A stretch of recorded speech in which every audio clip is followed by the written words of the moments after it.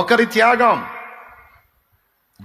జాతి మొత్తం కాపాడబట్టానికి కారణమైంది ఒకరే, రాణి అయిన ఎస్తేరు.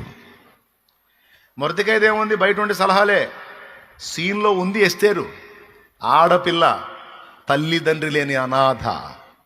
కానీ ఆ అనాథ అయిన ఆడపిల్ల ఇశ్రాయేలు జాతి మొత్తానికి అమ్మ ఆమె అయింది, నాన్న ఆమె అయింది. అది నాన్న ఆడపిల్లే, కానీ ఇశ్రాయేలు జాతి లేదిక ఆ రోజు ఆమె లేకపోతే. నేను చనిపోదును కానీ నా జాతి లేనప్పుడు నేనెందుకని తెగించి ఒక ఇంట పెరిగినటువంటి ఆడపిల్లండి, అన్యుల మధ్య నివాసం చేయడానికి ఇష్టపడింది. మొర్దెకై అడిగాడు, ఎస్తేరు, హదస్సా వెళ్తావా, వెళ్ళి వాళ్ళ మధ్య ధైర్యంగా ఉంటావా? రాజు రాణి కొరకు వెతుకుతున్నాడట, ఆడపిల్లలందరినీ పిలుస్తూ ఉన్నారు. వెళ్తావా తల్లి అని అడిగితే, అమ్మో నాకు తెలీదు, నాకు భయం, నా వల్ల కాదనల్లా పూనుకుంది. నువ్వు ఎలా చెప్తే అలా వింటానన్నా.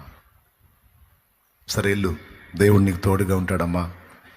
నా ప్రభు చిత్తమే నువ్వు రాణివైతే, దేవుడు కార్యం చేస్తే ఈ శత్రు రాజ్యంలో మనకు కొంత ప్రొటెక్షన్ ఉంటుందమ్మా. నువ్వు రాణివి కావాలి, నా దేవునికి నేను ప్రార్థన చేస్తా, నువ్వు సాహసం చేయగలవా అని అడిగాడు. సంతోషంగా సమ్మతించింది. మరి అక్కడ నీ వాళ్ళు ఎవరు కనబడరు హదస్సా, నీ వాళ్ళు ఎవరు కనబడరు. నిన్ను పలకరించే వాళ్ళు ఇప్పుడు ఇక్కడ మన సమాజంలో నీకు పరిచయస్తులు, నీ స్వజనులు ఎవరు నీకు అక్కడ ఉండరు. ఒంటరిగతివై ఉంటావు నువ్వు అక్కడ. పర్వాలేదన్నా, నాకు అలవాటేగా, అమ్మ నాన్న లేకపోయినా బ్రతకడం నాకు అలవాటైందిగా, ఉంటాను. మరి అక్కడ నీకు సపరిచర్యలు సరిగా జరుగుతాయో జరగవు, అక్కడ ఎట్లా ఉంటుందో పరిస్థితి, ఆ లోపలి వాతావరణం నాకు తెలియదమ్మా. అది ఎలా ఉన్నా నువ్వు చెప్పావుగా, నేను వెళ్తా. వెళ్ళిపోయి చాలామంది వచ్చారు రాణి పోటీకి.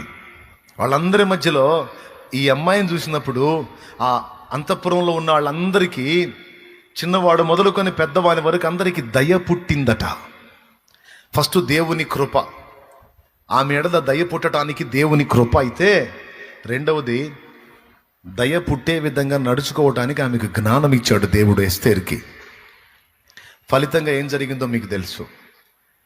అందరూ వారికి ఇష్టమైన రీతిలో అలంకరించుకొని రాజు ముందుకు పోయారు, కానీ ఎవరిని రాజు ఆమోదించలా.